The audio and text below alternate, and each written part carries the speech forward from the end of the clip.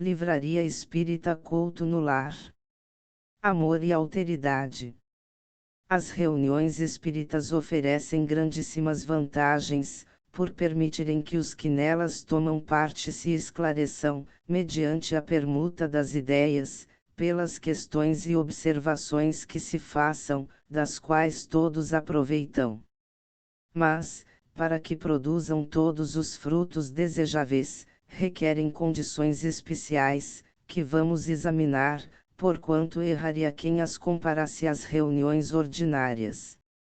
O episódio cristão da traição de Judas encerra infindáveis leituras e lições às nossas considerações.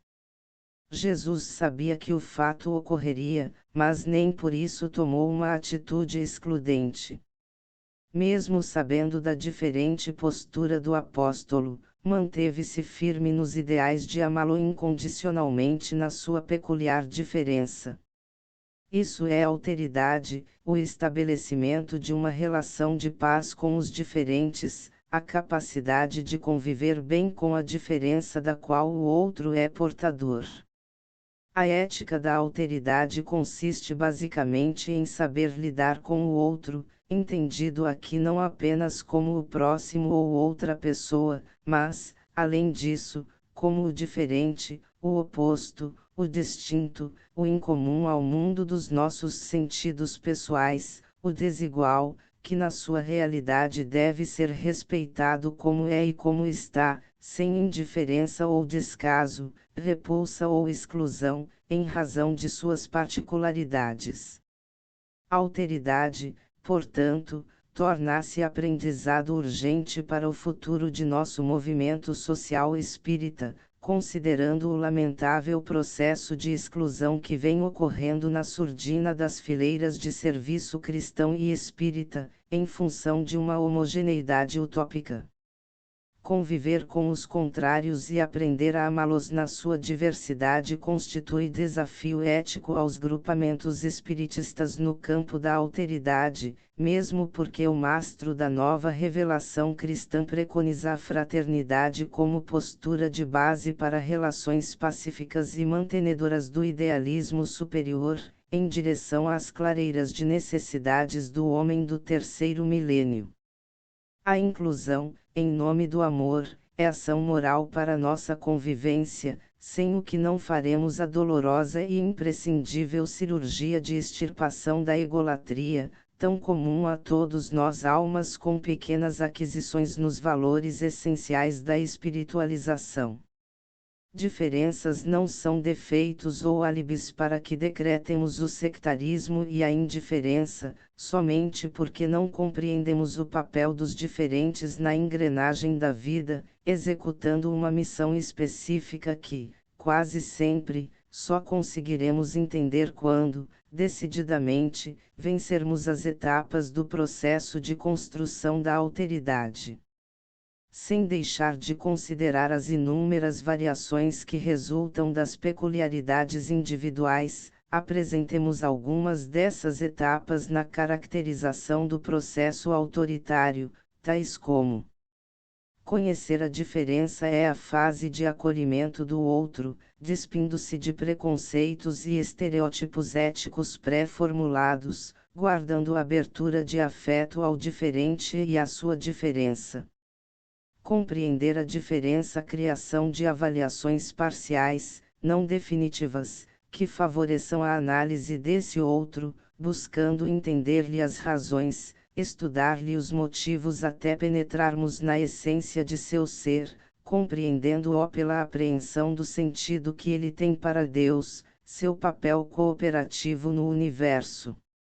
Aprender com a diferença é uma fase que une e permite acessibilidade mútua, receptividade aos sentidos do outro. Propicia uma relação de aprendizado e o elastecimento de noções sobre como a diversidade do outro pode nos ensinar algo, buscando, se possível, aprender a amá-lo na sua particularidade. Fácil concluir, portanto, que a alteridade pode estar presente nos atos de solidariedade, empatia e respeito nas relações em sociedade, sem que, necessariamente, o amor legítimo esteja na base de tais atitudes. Por outro lado, o amor é sempre rico de alteridade e não existe sem ela. A faina doutrinária conduz-nos a contínuos relacionamentos com companheiros de entendimentos diversos e, inclusive, oponentes, como ocorre na vida social, embora não devam as reuniões espíritas tornarem-se assembleias ordinárias, aderindo a relações de insana competição ou de cruel indiferença. O processo de alteridade será valioso nas interações entre companheiros de ideal e ocasionará, parafraseando o codificador, grandíssimas vantagens.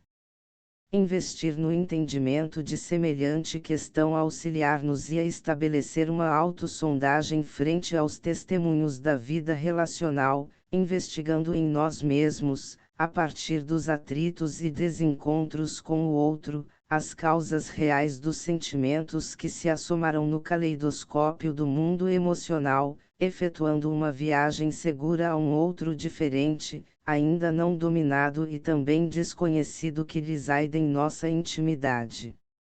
Esse outro diferente é o eu divino que resgataremos no aprendizado do alto amor, possibilitando-nos, a partir dessa conquista, excursionarmos ao mundo alheio, sem tisnar com as sombras do primarismo moral os elos de amor que devemos entreter com todos e com tudo, em favor do soerguimento de um mundo melhor e com mais paz, uns perante os outros.